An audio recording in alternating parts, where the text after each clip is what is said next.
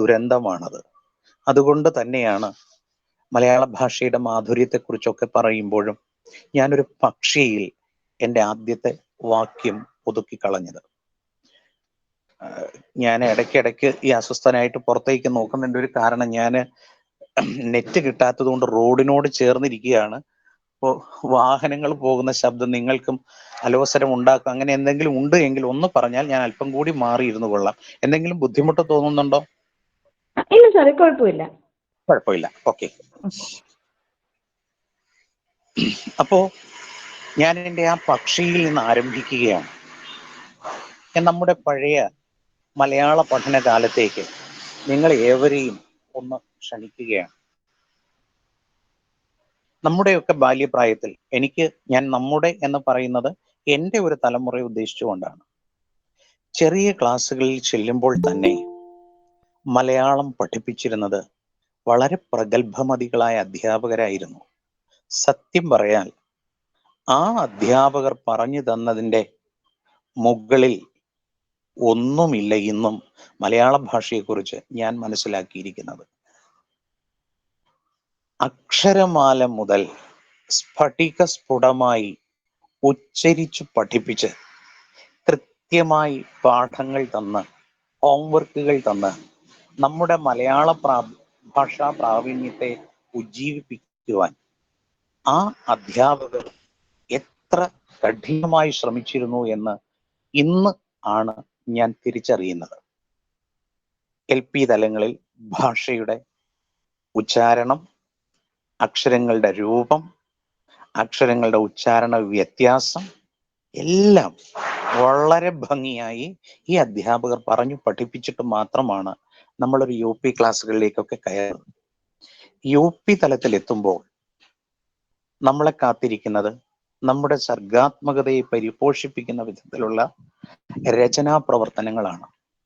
വാക്യത്തിൽ പ്രയോഗിക്കുക, ഉചിതമായ പദം കണ്ടെത്തുക, വാക്കുകളുടെ അർത്ഥങ്ങൾ പഠിക്കുക, നാനാർത്ഥം പഠിക്കുക, പര്യായം പഠിക്കുക. അങ്ങനെ ഒരു കുട്ടി ഭാഷാപരമായി ആർജിച്ചെടുക്കേണ്ട എല്ലാ സംഗതികളും ആ UP തല പഠനത്തിലൂടെ തന്നെ നമുക്ക് ലഭിക്കുകയാണ്. ഹൈസ്കൂൾ ക്ലാസ്സുകളിലേക്ക് എത്തുമ്പോൾ അവധാരണ ചോദ്യങ്ങൾ, പരാവർത്തന ചോദ്യങ്ങൾ, ആശയവിപുലീകരണം, ഇതെല്ലാം കഴിഞ്ഞ് 10ാം ക്ലാസ് കഴിഞ്ഞ് പ്രീ ഡിഗ്രി ക്ലാസ്സുകളിലേക്ക് എത്തുമ്പോൾ വളരെ ഗംഭീരമായി ഒരു സ്വന്തം ശൈലി നമ്മൾ രൂപപ്പെടുത്തി കഴിഞ്ഞിരിക്കും. അത്രമാത്രം വളരെ കൃത്യമായാണ് നമ്മുടെ അധ്യാപകർ നമ്മുടെ പഠന പ്രവർത്തനങ്ങളിൽ ഇടപെട്ടിരുന്നത്. കോളേജ് തല പഠനം കഴിഞ്ഞ് പുറത്തിറങ്ങുന്ന ഒരു വ്യക്തിക്ക് മലയാള ഭാഷയിൽ വളരെ സത്യസന്ധമായും ആധികാരികമായും ഇടപെടാനുള്ള ഒരു ആർജവം അദ്ദേഹം നേടിയെടുത്തു കഴിഞ്ഞിരിക്കും.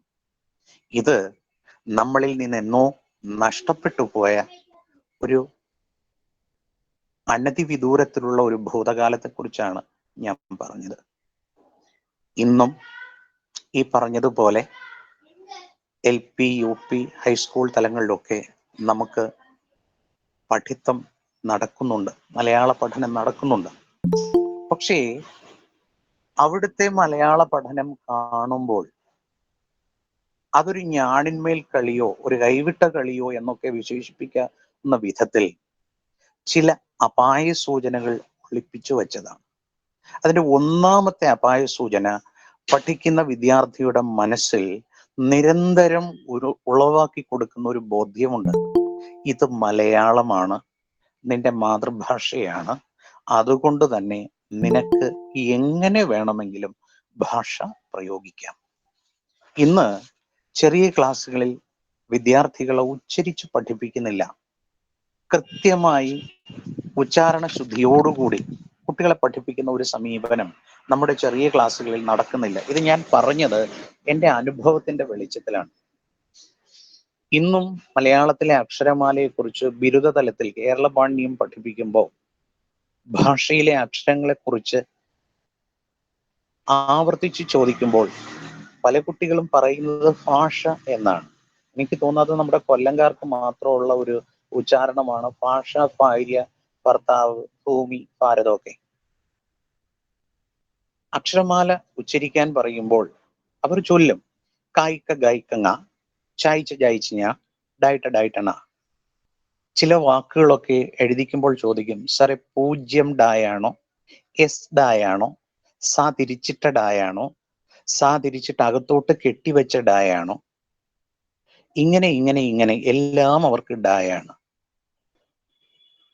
അതുപോലെ എല്ലാ അക്ഷരങ്ങളുടെയും മുൻപിൽ ഒരു ഇകാര ഛായയുണ്ട്, കായ്ക്ക ഗായ്ക്കങ്ങ. ഇത് അഭ്യസിച്ചു വളർന്നതിന് ശേഷമാണ് ഒരു കുട്ടി കോളേജ് തലത്തിലെ പഠനത്തിനായി എത്തുന്നത്. വളരെ രസകരമെന്ന് എനിക്ക് തോന്നിയ ചില അനുഭവങ്ങൾ ഞാൻ നിങ്ങളുമായിട്ട് പങ്കുവയ്ക്കട്ടെ. നമ്മുടെ വിദ്യാർത്ഥികൾ പലരും ഇന്ന് കോളേജ് തല പഠനത്തിന് എത്തുമ്പോൾ മലയാളത്തിൽ 100ൽ 100 മാർക്കും വാങ്ങിച്ചിട്ടാണ് കോളേജിൽ എത്തുന്നത്. എനിക്കറിയാം 10ാം ക്ലാസ്സിലൊക്കെ ഞാനൊക്കെ പഠിക്കുന്ന സമയത്ത് SSLCക്ക് എല്ലാം ഭംഗിയായി എഴുതിയിട്ട് പോലും മലയാളം 1ാം പേപ്പറിന് 44 മാർക്ക് മാത്രം വാങ്ങിച്ച ഒരു ഹതഭാഗ്യനാണ് ഞാൻ. പക്ഷെ ഇന്ന് മലയാള ഭാഷയ്ക്ക് അങ്ങനെ കടുംപിടുത്തങ്ങളൊന്നുമില്ല. ബഹുഭൂരിപക്ഷം വിദ്യാർത്ഥികളും 100ൽ 100 മാർക്ക് വാങ്ങി 10ാം ക്ലാസ് കടക്കുന്നു. ആ 100ൽ 100ന്റെ ആഘോഷത്തോടു കൂടി തന്നെ +2ലേക്ക് പോകുന്നു. അവിടെ നിന്ന് 100ൽ 101 മാർക്ക് വാങ്ങി അവർ കോളേജിലേക്കും എത്തുന്നു. ഈ ഒരു ദുർഗതി ഭാഷയ്ക്കെന്നല്ല മിക്ക വിഷയങ്ങൾക്കും ഉണ്ടായിട്ടുണ്ടെങ്കിലും നമ്മുടെ ഭാഷാ പഠനത്തെ വളരെ ലഘൂകരിക്കാനാണ് ഇത്തരം വ്യായാമങ്ങൾ കാരണമായതെന്ന് പറയുന്നതിൽ എനിക്ക് യാതൊരു മടിയുമില്ല. ഒരു 10-12 വർഷത്തിന് മുമ്പ് കൊല്ലം നഗരത്തിലെ പ്രശസ്തമായ ഒരു സ്കൂളിൽ നിന്ന് മലയാളത്തിൽ 100ൽ 100 മാർക്കും വാങ്ങി വന്ന ഒരു കുട്ടി, ആ കുട്ടിയുടെ ഭാഗ്യദോഷം കൊണ്ടാണോ എൻ്റെ ഭാഗ്യദോഷം കൊണ്ടാണോ എൻ്റെ ക്ലാസ്സിൽ തന്നെ വന്നു ചേർന്നു. ഞാൻ ആ കുട്ടിയുടെ മാർക്കൊന്നും അറിഞ്ഞിരുന്നില്ല. ഞാനൊരു first test paper class test ഇട്ടപ്പോൾ ഈ കുട്ടിക്ക് കിട്ടിയത് 30ൽ 30ഓ 32ഓ മാർക്കാണ് 80ൽ. പേപ്പർ കൊടുത്തു, കുട്ടി വാങ്ങിച്ച് ബോധ്യപ്പെട്ടു. കുട്ടി എൻ്റെ കയ്യിൽ, എല്ലാ കുട്ടികളും ആൻസർ ഷീറ്റ് തിരികെ തന്നു. ഞാനത് ഡിപ്പാർട്ട്മെന്റിൽ കൊണ്ടുപോയി സൂക്ഷിച്ചു.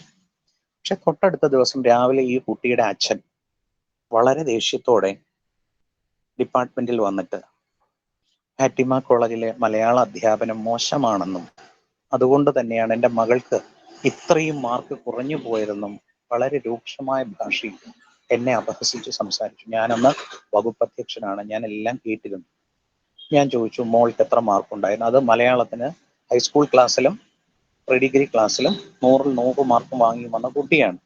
ഞാൻ ഈ കുട്ടിയുടെ പേപ്പർ എടുത്തിട്ട് ഈ കുട്ടിയുടെ അച്ഛന്റെ മുമ്പിൽ വെച്ച് തന്നെ ഞാൻ ആ പേപ്പറിലെ ഓരോ അക്ഷരവും, ഓരോ അക്ഷരത്തെറ്റും, അതായത് നിങ്ങൾ വിശ്വസിക്കുമോ എന്ന് എനിക്കറിയില്ല, ആ പേപ്പറിന്റെ ഒന്നാമത്തെ പുറത്തെ അക്ഷരത്തെറ്റുകൾ തിരുത്തി ആ രക്ഷകർത്താവിനെ ബോധ്യപ്പെടുത്തി എടുക്കാൻ എനിക്ക് 5 മിനിറ്റോളം വേണ്ടി വന്നു. അത്രമാത്രം സ്ഖലിതങ്ങളുടെ ഒരു പൂരപ്പറമ്പ് എന്ന് വേണമെങ്കിൽ ആ പേപ്പറിനെ നമുക്ക് വിശേഷിപ്പിക്കാം. എനിക്ക് ആകെപ്പാടെ അത്ഭുതമായി, ഇത്രയും മാർക്ക് വാങ്ങിച്ച ഒരു കുട്ടി, ഇങ്ങനെയുള്ള ഒരു കുട്ടിക്ക് എങ്ങനെ മലയാളത്തിൽ 100ൽ 100 മാർക്ക് കിട്ടും?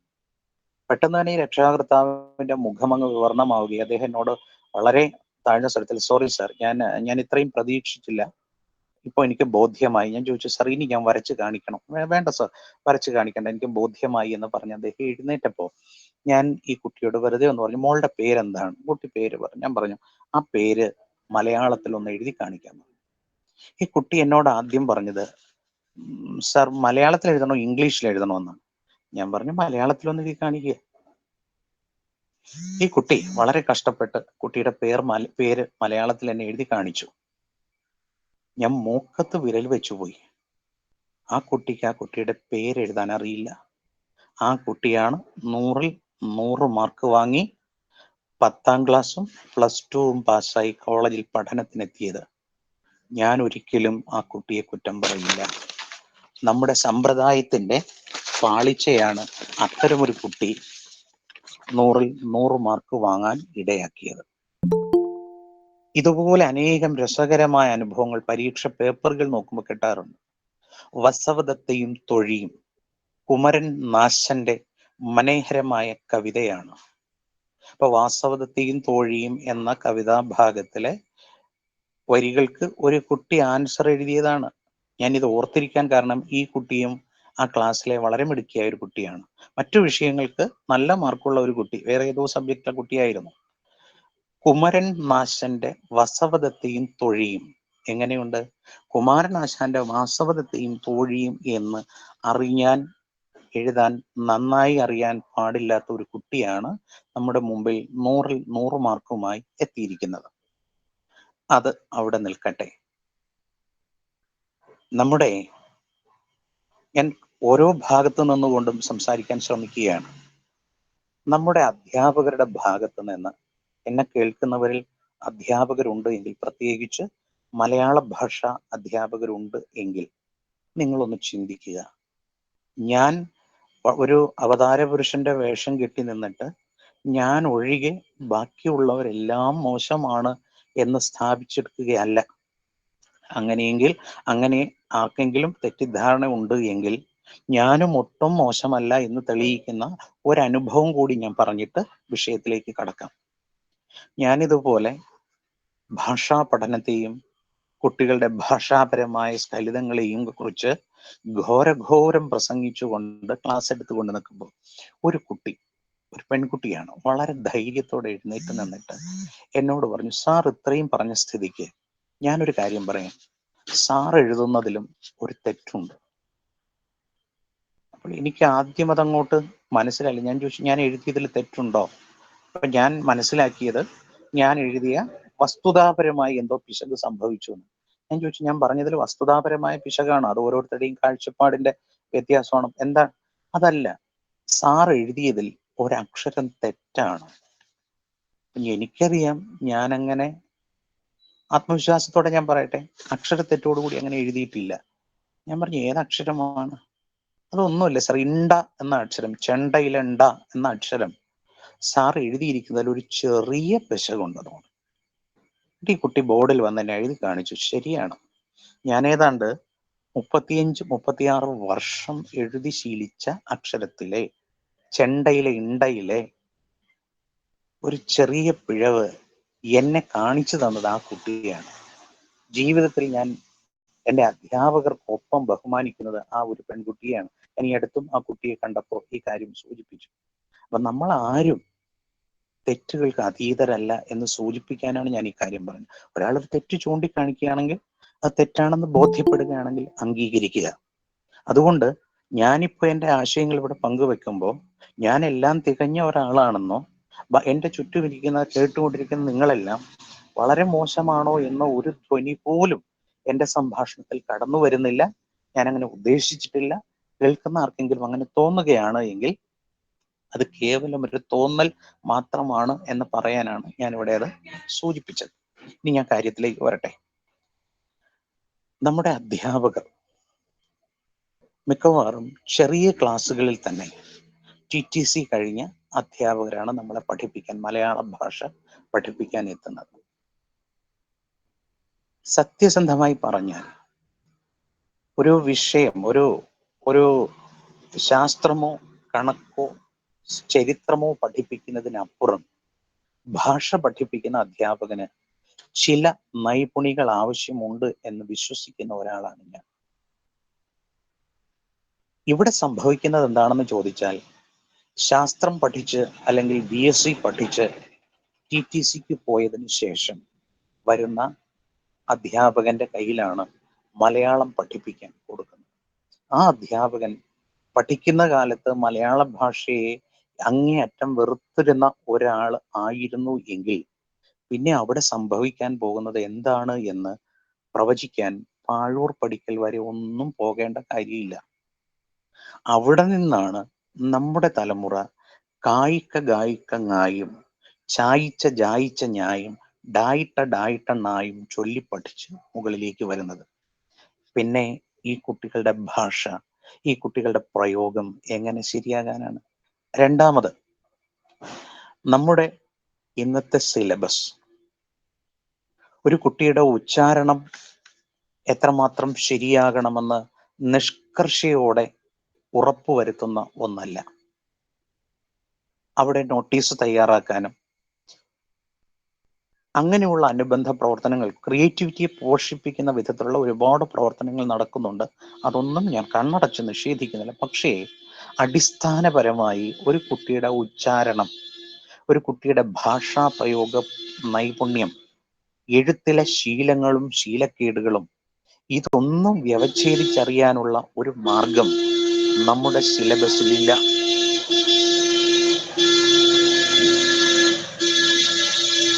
ഇതൊന്നും നമ്മുടെ സിലബസിന്റെ ഭാഗമല്ല. അതുകൊണ്ട് തന്നെയാണ് അത്തരത്തിലൊരു പരിശീലനം കിട്ടി അധ്യാപകരായി വരുന്നവർ അവർ ക്ലാസ്സുകൾ എടുക്കുമ്പോൾ സാധാരണഗതിയിൽ സംഭവിക്കുന്നതും അത് തന്നെയാണ്. ഈ അടുത്ത് വളരെ പ്രശസ്തനായ ഒരു ഭാഷാധ്യാപകന്റെ പ്രഭാഷണ പരമ്പര ഞാനും യൂട്യൂബിലൂടെ കേട്ടു. അദ്ദേഹം വളരെ ആശയപുഷ്ടതയോടെ കാര്യമാത്ര പ്രസക്തമായി സംസാരിക്കുകയാണ്. എല്ലാം വളരെ ഗംഭീരം. പക്ഷേ ധ്വനിയെ കുറിച്ച് സംസാരിച്ചപ്പോൾ, കാവ്യമീമാംസയിലെ ധ്വനി എന്ന സങ്കല്പത്തെക്കുറിച്ച് സംസാരിച്ചപ്പോൾ ധ്വനി ധ്വനി ധ്വനി എന്നാണ് ആ അധ്യാപകൻ ഉച്ചരിച്ചത്. അവിടെ ഇരുന്നു കൊണ്ട് ശിരസിൽ കൈവച്ചു പോയി എന്നേ പറയാൻ പാടുള്ളൂ. ധ്വനി എന്ന ഉച്ചാരണം ഈ അധ്യാപകനിൽ നിന്ന് കേട്ടു പഠിക്കുന്ന കുട്ടികൾ അവരെത്ര പേർ ആ ഉച്ചാരണ വൈകൃതം സ്വായത്തമാക്കിയിട്ടുണ്ടാവും? അവരുടെ മനസ്സിൽ ധ്വനി എന്ന രൂപം ധ്വനിയാണ്. ധ്വനി സിദ്ധാന്തം, സിദ്ധാന്തം എന്നുമല്ല സിദ്ധാന്തം എന്നാണ് പറയുന്നത്. എനിക്ക് വളരെ അടുപ്പമുള്ള ഒരു അധ്യാപകൻ സംസാരിക്കുമ്പോൾ, അദ്ദേഹം മലയാള ഭാഷ അധ്യാപകനല്ല, ഒരു ഇംഗ്ലീഷ് ഭാഷ അധ്യാപകൻ സംസാരിക്കുമ്പോൾ വിദ്യാർത്ഥികൾ എന്നാണ് ഉച്ചരിക്കുന്നത്. എത്രയോ തവണ സർ വിദ്യാർത്ഥികളല്ല വിദ്യാർത്ഥികളാണ്, അവർ വിദ്യ അർത്ഥിക്കുന്നവരാണ് എന്നൊക്കെ പറഞ്ഞ് മനസ്സിലാക്കാൻ ശ്രമിച്ചിട്ടും വിദ്യാർത്ഥികൾ എന്ന അദ്ദേഹത്തിന്റെ മർക്കടമുഷ്ടിയിൽ നിന്ന് ഈ നിമിഷം വരെ അദ്ദേഹം വിട്ടുപോയിട്ടില്ല. ഇന്ന് അദ്ദേഹവും ഒരു സർവകലാശാലയിലെ അധ്യാപകനാണ്. ഇനി എത്ര അധ്യാപകരുണ്ട് അധ്യാപകർ എന്ന് ഉച്ചരിക്കുന്നത്? ഈ അടുത്ത സമയത്ത് ഒരു അധ്യാപക കൂട്ടായ്മയുടെ ഒരു സാഹിത്യവേദിയിൽ പ്രസംഗിച്ചപ്പോൾ അധ്യാപകർ തന്നെ അധ്യാപകർ അധ്യാപകർ എന്ന് പറയുന്നത് കേട്ടിട്ട് മനസ്സും അടുത്ത് ഞാൻ അവിടെ നിന്ന് ഇറങ്ങിപ്പോയി. ഈ അധ്യാപകർ പഠിപ്പിക്കുന്ന കുട്ടികൾ ശരിയായി ഉച്ചരിക്കുന്നില്ല, ശരിയായി ഭാഷ പഠിക്കുന്നില്ല, ശരിയായ ഭാഷാ പ്രയോഗം നടത്തുന്നില്ല എന്ന് പറയുന്നതിൽ എന്തെങ്കിലും അർത്ഥമുണ്ടോ എന്ന് നമുക്കിപ്പോ ഒന്ന് ചിന്തിക്കാം. ഈ ഒരു പശ്ചാത്തലത്തിൽ നിന്നുകൊണ്ടാണ് നമ്മളുടെ മാധ്യമങ്ങൾ, ആധുനിക മാധ്യമങ്ങൾ ഉൾപ്പെടെയുള്ള മാധ്യമങ്ങളിലെ ഭാഷാപരമായ പ്രയോഗത്തിലേക്ക് ഞാനൊന്ന് കണ്ണോടിക്കട്ടെ. ഇതിനു മുമ്പ് ഞാൻ ഒരു അനുഭവം കൂടി പറയാം. ഈ അധ്യാപകരുടെ ചില പരാമർശങ്ങളെ കുറിച്ച് പറഞ്ഞതിൽ ഒരിക്കല് ഇതുപോലെ ഒരു സുഹൃത്ത്, അദ്ദേഹം എൻ്റെ കോളേജിൽ പഠിപ്പിക്കുന്ന അധ്യാപകനൊന്നും അല്ല, എൻ്റെ സുഹൃത്തായ ഒരു അധ്യാപകനും ഞാനും കൂടി ഇരുന്ന് ഒരു നോട്ടീസ് തയ്യാറാക്കുകയാണ്. അപ്പൊ ഇത് മലയാളം അധ്യാപകനാണ്. ഇദ്ദേഹത്തിന്റെ എഴുത്തുകൾ ഞാൻ കുറ്റം പറയുകയാണ് എന്ന് നിങ്ങൾക്ക് തോന്നല്. എനിക്ക് ഇതിങ്ങനെ പറയുമ്പോൾ എനിക്ക് അങ്ങനെ ഒരു ചിന്ത ഉണ്ടാകുന്നത് കൊണ്ടാണ് ഞാൻ ഇത് ആവർത്തിക്കുന്നത്. എൻ്റെ അനുഭവമാണ് ഞാൻ സംസാരിക്കുന്നത്. ഞങ്ങൾ രണ്ടും ഒരുമിച്ചിരുന്ന നോട്ടീസ് തയ്യാറാക്കുമ്പോൾ അദ്ദേഹം എഴുതിയ വാക്കുകളിൽ ധാരാളം അക്ഷര വൈകല്യങ്ങൾ കണ്ടിട്ട് ഞാൻ അദ്ദേഹത്തോട് പറഞ്ഞു, സാർ നമ്മൾ ഇതിപ്പോ ഡ്രാഫ്റ്റ് ചെയ്യാൻ കൊടുക്കാൻ പോവുകയാണ്, നമ്മൾ രണ്ടുപേരും മലയാളം അധ്യാപകരാണ്, നമ്മൾ ഇത് കൊണ്ട് ചെല്ലുമ്പോൾ ഇങ്ങനെ ഇത്രയും അക്ഷരത്തെറ്റോടുകൂടി ഇതും കൊണ്ട് ചെല്ലുമ്പോൾ ഇത് പ്രിന്റ് ചെയ്യാനിരിക്കുന്നവൻ നമ്മളെ കുറിച്ച് എന്ത് വിചാരിക്കും? സാർ അതൊന്ന് ശരിയാക്കി എഴുതുക. സാറിന് അറിയാവുന്നത് തന്നെയാണ് സാർ, പക്ഷെ സ്പീഡിൽ എഴുതിയപ്പോൾ ശ്രദ്ധിക്കാഞ്ഞത്, അതൊന്ന് തിരുത്താൻ പറഞ്ഞപ്പോൾ അദ്ദേഹം പറഞ്ഞു, അത് തിരുത്തേണ്ട ഒരാവശ്യവുമില്ല.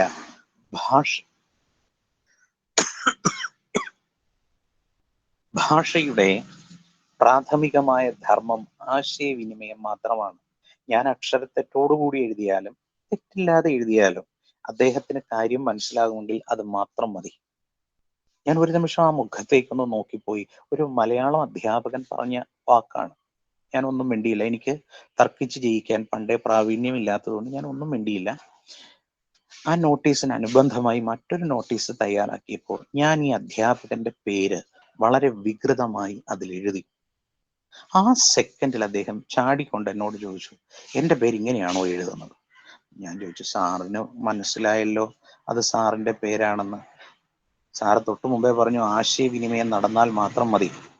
ഇവിടെ ഇപ്പൊ ആശയവിനിമയം നടന്നു. ഞാൻ എങ്ങനെ തെറ്റിച്ചെഴുതിയാലും താങ്കൾക്ക് അത് മനസ്സിലായി താങ്കളുടെ പേരാണ് എന്ന്. അപ്പൊ ഇതുകൊണ്ട് ഇനി താങ്കൾ എന്നോട് ക്ഷോഭിക്കേണ്ട ഒരാവശ്യവുമില്ല എന്ന് പറഞ്ഞപ്പോൾ അദ്ദേഹം വളരെ മാന്യനായതുകൊണ്ട് ഒരു പുഞ്ചിരിയോടുകൂടി എൻ്റെ മുഖത്തേക്കൊന്ന് നോക്കി. അതോടുകൂടി ആ സംവാദം തീർന്നു. ഞങ്ങൾ വളരെ കൃത്യമായ നോട്ടീസ് തയ്യാറാക്കിയിട്ടാണ് പോയത്. ഇനി നമ്മുടെ മാധ്യമങ്ങൾ ഭാഷയെ എങ്ങനെ കൈകാര്യം ചെയ്യുന്നു എന്ന് വളരെ ലഘുതരമായി ഒന്ന് പരിശോധിക്കാം. ഇന്ന് മാധ്യമരംഗത്ത് അനിയന്ത്രിതമായ വിസ്ഫോടനമാണ് നടക്കുന്നത്. എല്ലാ അർത്ഥത്തിലും വളർച്ചയാണ്. പഴയ കാലത്തെ മാധ്യമങ്ങൾ എന്ന കൺസെപ്റ്റ് ഒക്കെ മാറിക്കഴിഞ്ഞിരിക്കുന്നു. ഇന്ന് എന്തും നമ്മുടെ വിരൽത്തുമ്പിൽ. അതുകൊണ്ടാണല്ലോ ഇപ്പോൾ ഈ കോവിഡിന്റെ കാലത്ത് പോലും വളരെ ദൂരെ ഇരുന്നു കൊണ്ട് നിങ്ങളുമായി സംവദിക്കാൻ എനിക്ക് കഴിഞ്ഞത്. അപ്പോൾ മാധ്യമരംഗത്തും വളരെയേറെ വിസ്ഫോടനം ഉണ്ടായിക്കഴിഞ്ഞു. ആ മാധ്യമങ്ങൾ ഭാഷയെ എങ്ങനെ കൈകാര്യം ചെയ്യുന്നു എന്ന് നോക്കാം. ഭാഷയ്ക്ക് സാമാന്യമെന്നും സങ്കീർണമെന്നും രണ്ട് സ്വഭാവം. സാമാന്യതയിലേക്ക് പോയി കഴിഞ്ഞാൽ ആശയവിനിമയം നടത്തുക എന്നൊരു ധർമ്മം മാത്രമേ അതിനുള്ളൂ.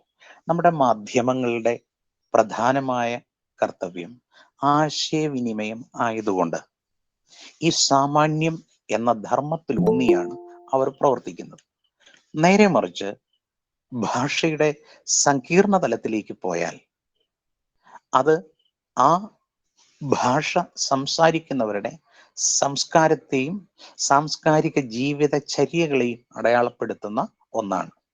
അതുകൊണ്ട് തന്നെ സൂക്ഷ്മാർത്ഥത്തിൽ ഒരു ഭാഷയുടെ പുറത്ത് ഒരു അപചയം നടക്കുന്നത് കണ്ടാൽ, അപചയം നടത്തിയാൽ അത് ആ ഭാഷ സംസാരിക്കുന്നവരുടെ ആത്മാഭിമാനത്തെ തന്നെ മുറിപ്പെടുത്തുന്ന ഒന്നായിട്ടാണ് ഞാൻ വിശ്വസിക്കുന്നത്. നമ്മുടെ സാംസ്കാരിക ചര്യകൾക്ക് നേരെയുള്ള കടന്നുകയറ്റമാണ് ഭാഷാപരമായ ഇത്തരം അതിക്രമങ്ങളെന്ന് ഞാൻ വിശ്വസിക്കുന്നു. അതുകൊണ്ട് തന്നെ ഭാഷയുടെ സാമാന്യവും സങ്കീർണവുമായ രണ്ടു ധർമ്മങ്ങളെയും തൃപ്തിപ്പെടുത്തിക്കൊണ്ട് വേണം മാധ്യമങ്ങളിലെ ഭാഷ കൈകാര്യം ചെയ്യുന്നവർ മുന്നോട്ട് പോകാൻ.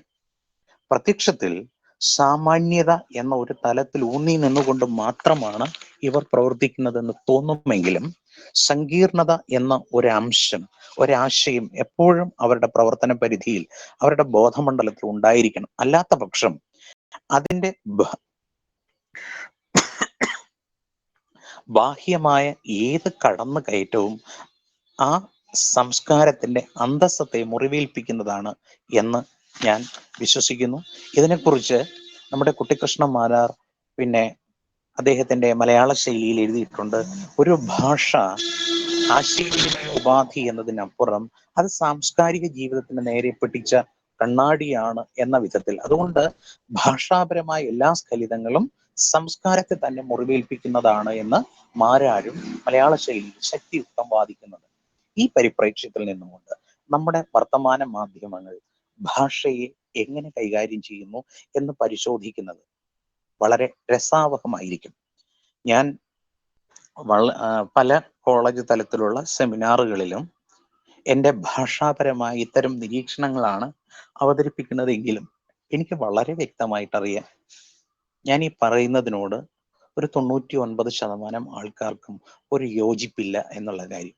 കാരണം നമ്മൾ ഇത്തരമൊരു കാര്യം പറഞ്ഞു തുടങ്ങുമ്പോഴേ അയാൾ ഒരു പഴയ ആൾ, ഒരു പഴഞ്ചരക്ക്, ഇത് ഒട്ടും കാലിക പ്രസക്തമല്ലാത്ത ചില കാര്യങ്ങൾ സംസാരിക്കുന്നു എന്ന ഭാവത്തിൽ എന്നെ പുച്ഛത്തോടെ നോക്കിയവരുണ്ട്, നോക്കുന്നവരുണ്ട്, നോക്കിക്കൊണ്ടിരിക്കുന്നവരുണ്ട്. പക്ഷെ അതൊന്നും ഞാൻ പരിഗണിക്കുന്നില്ല, വിഗണിക്കുന്നതേ ഉള്ളൂ. കാരണം എൻ്റെ ഭാഷയ്ക്ക് മുറിവേൽക്കുമ്പോൾ എൻ്റെ സംസ്കാരത്തിന്, എൻ്റെ ആത്മാഭിമാനത്തിനാണ് മുറിവേൽക്കുന്നത് എന്ന ദൃഢതരമായ വിശ്വാസമാണ് എന്നെ ഇത്തരം ഭാഷാപരമായ നിരീക്ഷണങ്ങളിലേക്ക് കൊണ്ടുപോകുന്നത്. നമ്മളൊന്ന് ശ്രദ്ധിച്ചാൽ നമ്മുടെ സർവകലാശാലകളിൽ അടക്കം നടക്കുന്ന ഗവേഷണ പ്രബന്ധ അവതരണങ്ങളിൽ ഭാഷയുടെ അസ്തിത്വത്തെ അല്ലെങ്കിൽ ഭാഷാപരമായ സംഗതികളെ സ്പർശിച്ചു കൊണ്ടുപോകുന്ന എത്ര പ്രബന്ധങ്ങളുണ്ട് എന്ന് ആലോചിച്ചാൽ വളരെ വളരെ പരിമിതം അല്ലെങ്കിൽ അങ്കുലീപരിമിതം എന്ന് തന്നെ വിശേഷിപ്പിക്കാം. ഇന്ന് അന്തർവൈജ്ഞാനികതയുടെ ഒരു വിസ്ഫോടനമാണ് നമ്മുടെ മാധ്യമ പ്രവർത്തനങ്ങളിലും സാഹിത്യ പഠനങ്ങളിലും നടക്കുന്നത്. അതുകൊണ്ട് തന്നെ രാഷ്ട്രീയം, ജാതി, സംസ്കാരം തുടങ്ങിയ പരിസ്ഥിതി, ദളിത് തുടങ്ങിയ അന്തർവൈജ്ഞാനികങ്ങളായ അനേകം ചിന്താധാരകൾ ഇന്ന് സാഹിത്യ പഠനത്തിന്റെ ഭാഗമായി വന്നിട്ടുണ്ട്. നമ്മുടെ സർവകലാശാലകളിലൊക്കെ നടക്കുന്ന പഠനങ്ങൾ അല്ലെങ്കിൽ സെമിനാർ പ്രബന്ധങ്ങൾ ഏറിയ കൂറും ഇത്തരമാണ്. അതുകൊണ്ട് തന്നെയാണ് ഒരു പഴയ തലമുറയിൽപ്പെട്ട ഡോക്ടർ ഇ.വി.എൻ. നമ്പൂതിരിയെ പോലെയോ ഡോക്ടർ എൻ.ആർ. ഗോപിനാഥ പിള്ള സാറിനെ പോലെയോ പിന്നെ സി.വി. വാസുദേവ ഭട്ടതിരി സാറിനെ പോലെ ഉള്ളവരാരും അത്തരം ഒരു പ്രതിഭ അധ്യാപകരുടെ കൂട്ടത്തിലും വിദ്യാർത്ഥികളുടെ കൂട്ടത്തിലും ഉണ്ടാകാതെ പോകുന്നത്. ഭാഷാപരമായ നിരീക്ഷണങ്ങൾക്ക് പ്രസക്തിയില്ല എന്ന് വിശ്വസിക്കുന്നവരുടെ ഒരു ആധിക്യമാണെന്ന് നമുക്ക് ചുറ്റുമുള്ളത്. അപ്പോൾ ഞാൻ എൻ്റെ മാധ്യമ വിചാരങ്ങളിലേക്ക് പോവുകയാണ്. നമ്മൾ മാധ്യമങ്ങൾ എന്ന് പറയുമ്പോൾ നമ്മുടെ എല്ലാം മുമ്പിൽ ഇന്ന് ആദ്യം നമുക്ക് വളരെ എളുപ്പത്തിൽ ലഭിക്കുന്ന ഒരു മാധ്യമം വർത്തമാനപത്രമാണ്. ഈ വർത്തമാനപത്രം ഭാഷയുടെ സാമാന്യത എന്ന നിയമത്തിൽ ഊന്നി നിന്നുകൊണ്ട് മുന്നോട്ട് പോകേണ്ട ഒന്നാണ്. അതുകൊണ്ട് തന്നെ ആശയവിനിമയം എത്രയും വേഗം സാധ്യമാക്കുക എന്നതാണ് ഈ വർത്തമാന പത്രങ്ങളുടെ ഏറ്റവും വലിയ ധർമ്മം. ഇത് സാധിതവ്യമാക്കാൻ അല്ലെങ്കിൽ സാധ്യമാക്കാൻ ഇന്നത്തെ മലയാള പത്രങ്ങൾ കഴിയുന്നുണ്ടോ? ഇന്ന് വാളെടുത്തവരൊക്കെ വെളിച്ചപ്പാട് എന്ന തരത്തിലാണ് മലയാള ഭാഷയെ നമ്മുടെ മാധ്യമ പ്രവർത്തകർ, പ്രത്യേകിച്ച് പത്രപ്രവർത്തകർ കൊലവിളിച്ചു കൊണ്ടിരിക്കുന്നത്. മലയാളമായതുകൊണ്ട് മാത്രം എങ്ങനെ വേണമെങ്കിലും പ്രയോഗിച്ചാൽ ഞാൻ വിളമ്പിത്തരുന്നത് മനസ്സുണ്ടെങ്കിൽ ഭക്ഷിക്കുക എന്ന ഒരുതരം ധാർഷ്ട്യത്തോടെയാണ് ഈ മാധ്യമ പ്രവർത്തകർ, പ്രത്യേകിച്ച് എല്ലാവരെയും ഞാൻ പറയുന്നില്ല, പല മാധ്യമ പ്രവർത്തകരും നമുക്ക് ഭാഷാപരമായ ചില പുതിയ ഉൾക്കാഴ്ചകൾ, ആ ഉൾക്കാഴ്ചകൾ ഞാൻ സിംഗിൾ ഇൻവെർട്ടഡ് കോമയിലാണ് ഉൾക്കാഴ്ചകൾ പങ്കുവയ്ക്കുന്നത്. നിങ്ങൾ നമ്മുടെ പ്രമുഖങ്ങളായ പത്രങ്ങൾ എടുത്തു നോക്കുക. ഈ അടുത്ത കാലത്ത് കുഴൽപ്പണത്തെക്കുറിച്ചൊരു ചർച്ച വന്നിരുന്നു. കുഴൽപ്പണത്തിന്റെ നേരും നെറിയുമൊക്കെ നമ്മുടെ പത്രങ്ങൾ ശക്തിയുക്തം, നമ്മുടെ നാടൻ ഭാഷയിൽ പറഞ്ഞാൽ വലിച്ചു കീറി അല്ലെങ്കിൽ അലക്കി കഴിഞ്ഞു. ഒരു കൗതുകത്തിന് വേണ്ടി ഞാൻ 4 പത്രങ്ങൾ എടുത്ത് വെച്ച് നോക്കിയപ്പോൾ കുഴൽപ്പണം എന്ന് 4 പത്രത്തിലും 4 വിധത്തിലാണ് അച്ചടിച്ചിരിക്കുന്നത്. ഇതിലേതാണ് ശരിയായ കുഴൽപ്പണം? കുഴൽപ്പണം എന്നത് ഒരു മലയാള വാക്കാണെങ്കിൽ അതിനൊരു ശരിരൂപമേ ഉണ്ടാകാൻ പാടുള്ളൂ. വേറൊരു പത്രത്തിന്റെ ഞായറാഴ്ചയുള്ള പതിപ്പിൽ സപ്ലിമെന്റിൽ നോക്കിയാൽ വസ്തു വിൽപ്പനയ്ക്ക് എന്നൊരു പരസ്യം കാണാം. അവിടെ 4 തരം വിൽപ്പനയുണ്ട്. ഞാൻ പറയുന്നത് അതിശയോക്തിയാണ് എങ്കിൽ നിങ്ങൾ പോയി പരിശോധിച്ചോളൂ. അവിടെ 4 തരം വിൽപ്പനകളാണ് നടക്കുന്നത്.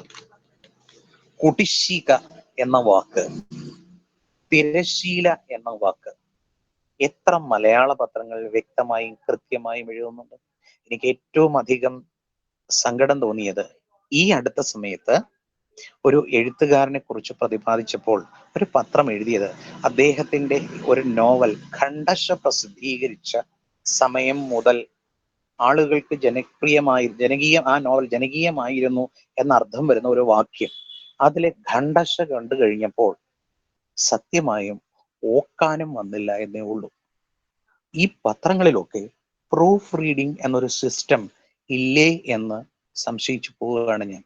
അതിനപ്പുറം നമ്മുടെ സ്റ്റേറ്റ് സിലബസിൽ ഉള്ളതല്ല, മറ്റൊരു സിലബസിൽ പെട്ട 4ാം ക്ലാസ്സിൽ പഠിക്കുന്ന ഒരു പാഠപുസ്തകം, 4ാം ക്ലാസ്സിൽ പഠിപ്പിക്കേണ്ട ഒരു പാഠപുസ്തകം, എൻ്റെ മകൾ അടക്കമുള്ളവർ പഠിക്കുന്ന ഒരു പുസ്തകം ഞാൻ വെറുതെ ഒന്ന് പരിശോധിച്ചപ്പോൾ അധപ്പതനം എന്ന ഒരു വാക്ക് ഇത്രമാത്രം വികൃതമായി അതിൽ അച്ചടിച്ചിരിക്കുന്നുവെന്ന് കണ്ട് എൻ്റെ കണ്ണ് നിറഞ്ഞുപോയി.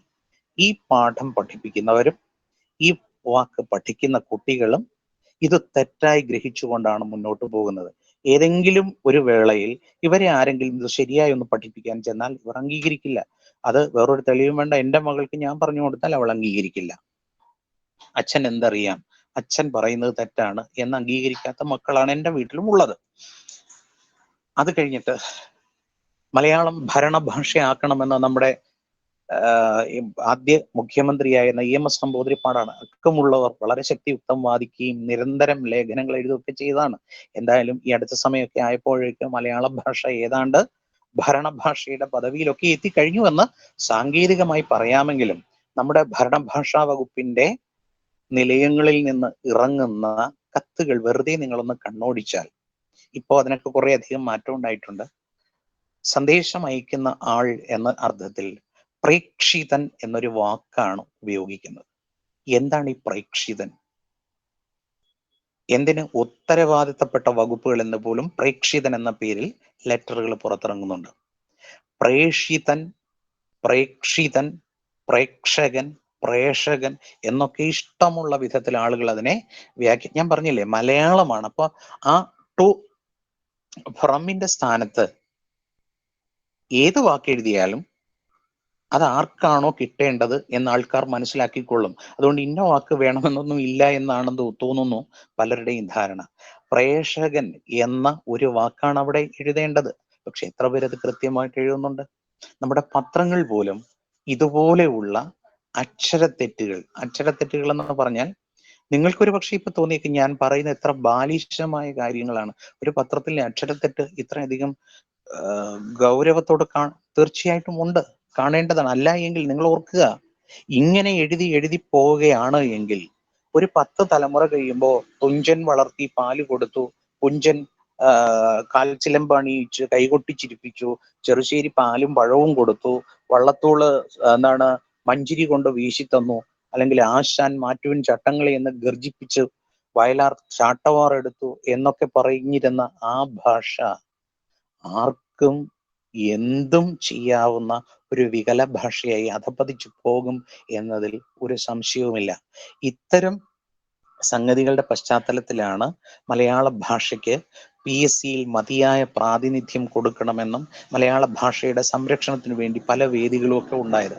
പക്ഷേ അവിടുത്തെ പരിതാപകരമായ അവസ്ഥയെക്കുറിച്ച് പലതിലെയും നേരിട്ട് കണ്ടിട്ടുള്ള പരിതാപകരമായ അവസ്ഥകളെ കുറിച്ച് ഒന്നും തന്നെ ഞാൻ പറയുന്നില്ല. എങ്കിലും ഒരിക്കൽ ഒരു മലയാളത്തെ സംരക്ഷിക്കാൻ ഇറങ്ങിയ 1-2 ചെറുപ്പക്കാർ ഒരു നോട്ടീസും ഒക്കെ അടിച്ചു വന്നപ്പോൾ ഞാൻ അവരോട് തമാശയായിട്ട് പറഞ്ഞു, ആദ്യം മലയാളത്തെ രക്ഷിക്കേണ്ടത് നിങ്ങളിൽ നിന്നാണ്. കാരണം നിങ്ങൾ ഈ കൊണ്ടുവന്നിരിക്കുന്ന നോട്ടീസിനകത്ത് മലയാള ഭാഷയെ എങ്ങനെയൊക്കെ വികൃതമാക്കാൻ പറ്റും അങ്ങനെയൊക്കെ ചെയ്തിട്ടുണ്ട്. അതവർക്ക് അംഗീകരിക്കാൻ പറ്റില്ല. നമ്മളിത് മുഖത്ത് നോക്കി പറയുമ്പോൾ പലരും അത് പുച്ഛത്തോടെയാണ് തള്ളിക്കളയുന്നത്. അത് പോകട്ടെ. രണ്ടാമത്, ഈ അക്ഷരത്തെറ്റുകളിൽ നിന്ന് വാക്യങ്ങളിലേക്ക് കടക്കുമ്പോൾ പ്രയോഗ വൈകല്യങ്ങളുടെ കൂത്തരങ്ങാണ് നമ്മുടെ പല വർത്തമാന പത്രങ്ങളും. ഞാൻ ഈ ഒരാഴ്ചക്കകം പത്രങ്ങളിൽ വന്ന ചില വാർത്തകളുടെ തലക്കെട്ടുകൾ നിങ്ങളുമായിട്ടൊന്ന് പങ്കുവയ്ക്കാം. നിയമസഭാ സമ്മേളനം ഇന്നു മുതൽ ആരംഭിക്കും. പ്രത്യക്ഷത്തിൽ നമുക്ക് ഒരു തെറ്റും തോന്നുന്നില്ല. നിയമസഭാ സമ്മേളനം ഇന്നു മുതൽ ആരംഭിക്കും. അതിലെന്താണ് തെറ്റ്? നിയമസഭാ സമ്മേളനം ആരംഭിക്കുന്നത് ഇന്ന് മാത്രമാണ്. നാളെ നടക്കുന്ന സമ്മേളനം ഇന്ന് ആരംഭിച്ചതിന്റെ തുടക്കമാണ്. മറ്റന്നാൾ നടക്കുന്നുണ്ടെങ്കിൽ അതും ഇന്ന് ആരംഭിച്ചതിന്റെ തുടക്കമാണ്. അതല്ലാതെ നാളെ സമ്മേളനം തുടങ്ങുന്നില്ല, മറ്റന്നാളും തുടങ്ങുന്നില്ല, തുടങ്ങിയത് ഇന്ന് മാത്രമാണ്. അപ്പൊ നിയമസഭാ സമ്മേളനം ഇന്നു മുതൽ ആരംഭിക്കുന്നു എന്നല്ല പറയേണ്ടത്. നിയമസഭാ സമ്മേളനം ഇന്ന് ആരംഭിക്കുന്നു. ഒരു മുതൽ അവിടെ ഒരു അസന്ധിഗ്ധ ഒരു പ്രയോഗ വൈകല്യം നമുക്ക് വരുത്തി വെച്ചിരിക്കുകയാണ്. എന്തർത്ഥത്തിലാണ് അവിടെ മുതൽ ചേർത്തത്? ഇന്നു മുതൽ. നമ്മൾ എപ്പോഴും കേൾക്കുന്ന ഒന്നാണ്, സിനിമ പ്രദർശനം ഇന്നു മുതൽ പ്രദർശനം ആരംഭിക്കുന്നു. ഇന്നു മുതലല്ല പ്രദർശനം ആരംഭിക്കുന്നത്. പ്രദർശനം ആരംഭിക്കുന്നത് ഇന്ന് മാത്രമാണ്. നാളെ ആയിക്കഴിഞ്ഞാൽ അത് നാളെ മുതലും അല്ല. ഇന്ന് മുതൽ പ്രദർശനം ആരംഭിക്കുകയല്ല, ഇന്ന് പ്രദർശനം ആരംഭിക്കുന്നു. അല്ലെങ്കിൽ ഇന്നു മുതൽ പ്രദർശിപ്പിക്കുന്നു എന്ന് പറഞ്ഞാൽ ഓക്കെ. ഇന്ന് പ്രദർശിപ്പിക്കുന്നു, നാളെ പ്രദർശിപ്പിക്കുന്നു, അടുത്ത ദിവസം പ്രദർശിപ്പിക്കുന്നു. ഇതെല്ലാം ഇന്നു മുതൽ പ്രദർശിപ്പിക്കുന്നു. അല്ലാതെ ഇന്നു മുതൽ പ്രദർശനം ആരംഭിക്കുന്നില്ല. നാളത്തേത് ആരംഭമല്ല, മറ്റന്നാളത്തേത് ആരംഭമല്ല, അത് ഇന്നിന്റെ തുടർച്ച മാത്രമാണ്. അപ്പൊ ഇന്ന് പ്രദർശനം ആരംഭിക്കുന്നു എന്ന് മാത്രം മതി. അപ്പൊ നിയമസഭാ സമ്മേളനം ഇന്നു മുതൽ ആരംഭിക്കുന്നു എന്ന് ഒരു പത്രം വെണ്ടയ്ക്ക അക്ഷരത്തിൽ തലക്കിട്ട് കൊടുക്കുമ്പോൾ അവര് ഒരു മലയാളിയുടെ ഭാഷാഭിമാനത്തെ എന്നതിനേക്കാൾ അവന്റെ സാംസ്കാരിക സ്വത്വത്തെയാണ് ചോദ്യം ചെയ്യുന്നത്. 2, വീട്ടമ്മയെ കൊന്ന ഘാതകർ കുടുങ്ങി. വീട്ടമ്മയെ കൊന്ന ഘാതകർ. വീട്ടമ്മയെ കൊന്നത് കൊണ്ടാണല്ലോ അവർ ഘാതകരായത്. പിന്നെ വീട്ടമ്മയെ കൊന്ന ഘാതകരുടെ ആവശ്യം എന്താണ്? വീട്ടമ്മയുടെ ഘാതകർ കുടുങ്ങി, അല്ലെങ്കിൽ വീട്ടമ്മയെ കൊന്നവർ കുടുങ്ങി. ഇനി അതിനേക്കാളൊക്കെ വളരെ രസകരമാണ് ചില വാക്കുകൾ. ചില ഗവേഷണ പ്രബന്ധങ്ങളിലെ വാക്യങ്ങൾ പോലെയാണ്. ഒരിടത്ത് തുടങ്ങും, അവസാനിക്കുന്നതിനിടയിൽ പരസ്പര ബന്ധമില്ലാതെ എന്തൊക്കെ ഏച്ചുകെട്ടി വച്ചിരിക്കും. ഒരു വാക്യം ഈ അടുത്ത ഒരു പ്രമുഖ പത്രത്തിൽ ഒരാഴ്ചക്കകം വന്ന ഒരു വാക്യം ഞാൻ വായിക്കാം. അഭിപ്രായ സ്വാതന്ത്ര്യത്തെ ഹനിക്കുന്ന കേന്ദ്ര സർക്കാരിന്റെയും ഫേസ്ബുക്കിന്റെയും നടപടികൾക്കെതിരെ തുടർന്നും ശക്തമായ സമര പരിപാടികളുമായി മുന്നോട്ട് പോകുമെന്ന് ഡാഷിന്റെ ജില്ലാ പ്രസിഡന്റ്, സെക്രട്ടറിയും എന്നിവർ പറഞ്ഞു. ഈ വാക്യം നിങ്ങളൊന്ന് നോക്കുക. ഡാഷിന്റെ ജില്ലാ പ്രസിഡന്റ്, സെക്രട്ടറിയും എന്നിവർ പറഞ്ഞു. സ്വബോധമുള്ള ഒരാൾ ഇത്തരം ഒരു വാർത്ത എഴുതുമോ?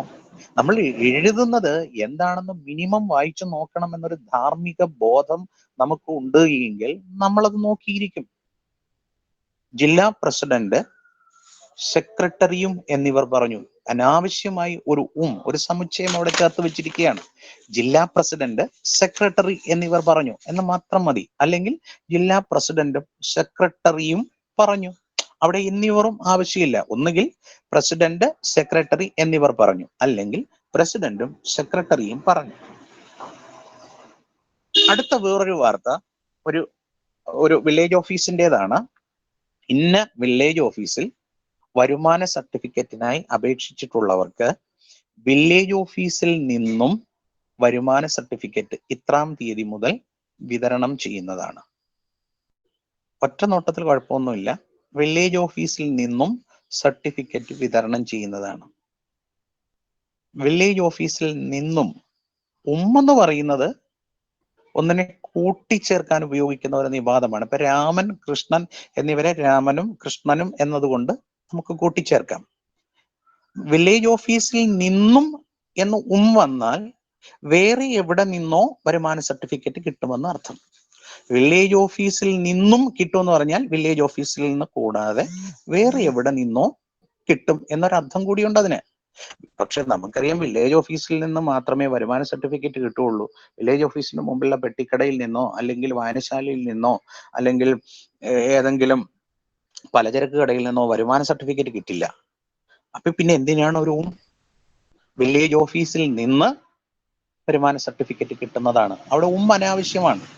എന്തുകൊണ്ട് ഇത് സംഭവിക്കുന്നു എന്ന് ചോദിച്ചാൽ നമ്മൾ അതിന് ഉത്തരം തേടേണ്ടത് ഞാൻ നേരത്തെ പറഞ്ഞതുപോലെ ചെറുപ്പകാലത്തിൽ നമ്മൾ ഓതിക്കൊടുക്കുന്ന ഭാഷണ വൈകല്യങ്ങളാണ്. ഇതൊരു വൈകല്യമാണോ എന്ന് ചോദിച്ചാൽ വൈകല്യം തന്നെയാണ്. ആകാശത്ത് നിന്നും മഴ പെയ്യുന്നു. ആകാശത്ത് നിന്നും മഴ പെയ്യുന്നു എന്ന് പറഞ്ഞാൽ ആകാശത്ത് നിന്ന് മഴ പെയ്യുന്നു, കൂടാതെ മറ്റെവിടെ നിന്നോ കൂടി മഴ പെയ്യുന്നു എന്നർത്ഥം. ആകാശത്ത് നിന്നും അല്ല മഴ പെയ്യുന്നത്, ആകാശത്ത് നിന്ന് ആണ് മഴ പെയ്യുന്നത്.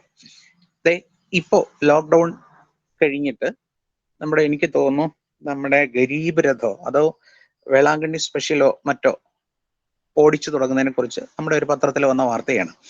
ഏകദേശം 1 വർഷത്തോളം സ്പെഷ്യൽ സർവീസായി ഓടിയ ഈ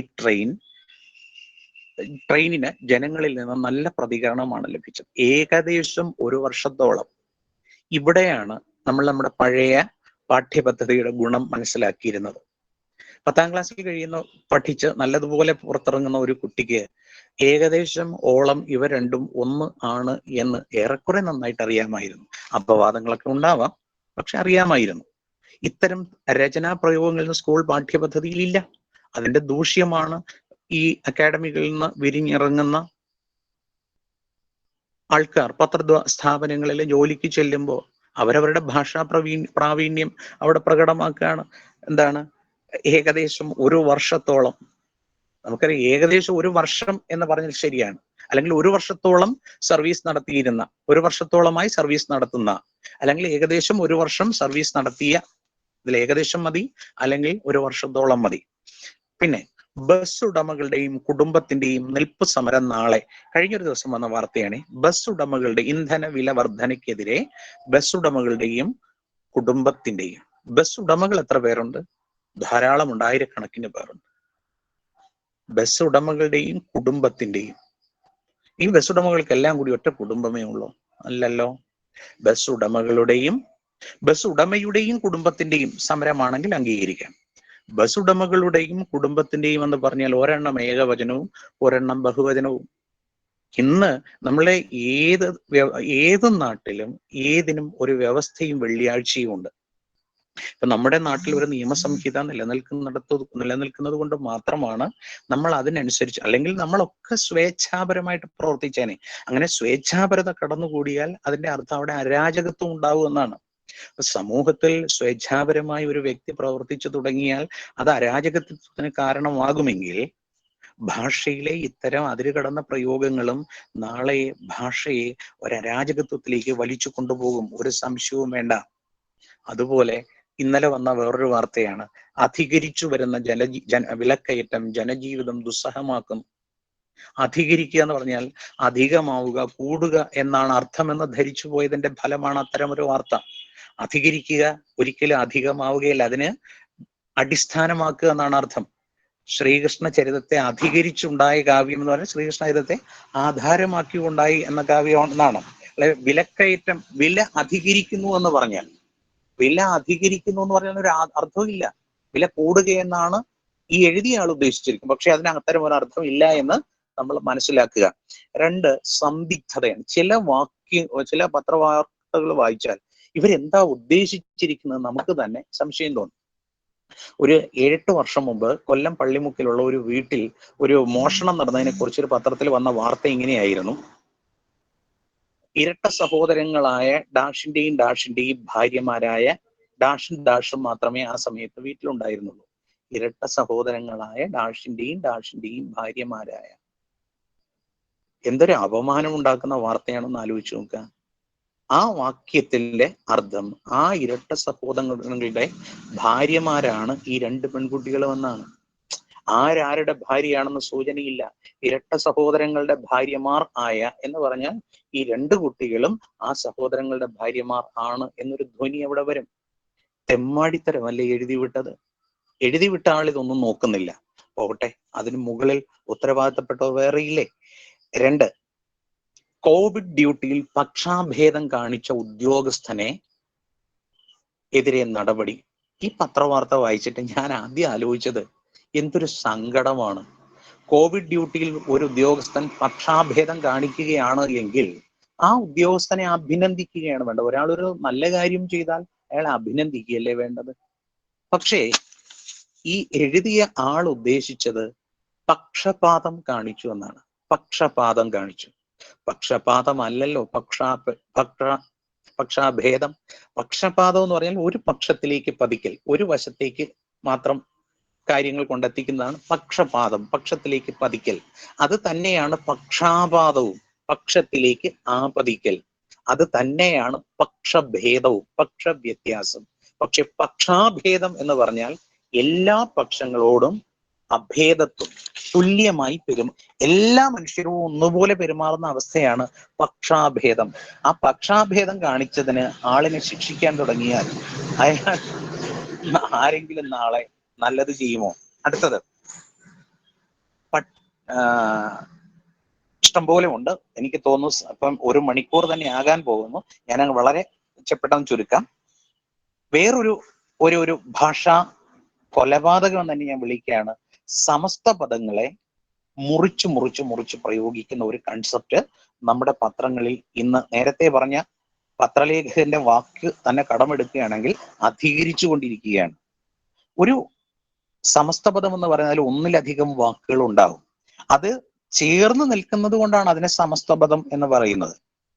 ആ സമസ്ത പദത്തെ വെട്ടിമുറിച്ചു കഴിഞ്ഞാൽ അതിന് സമസ്ത പദം നൽകുന്ന അർത്ഥബോധം ഉണ്ടാകില്ല. ഇപ്പോ വിദ്യാർത്ഥി ജീവിതം തുടങ്ങി. വിദ്യാർത്ഥി ജീവിതം തുടങ്ങി. വിദ്യാർത്ഥി ജീവിതം മീൻസ് വിദ്യാർത്ഥി എന്ന നിലയിലുള്ള ജീവിതം.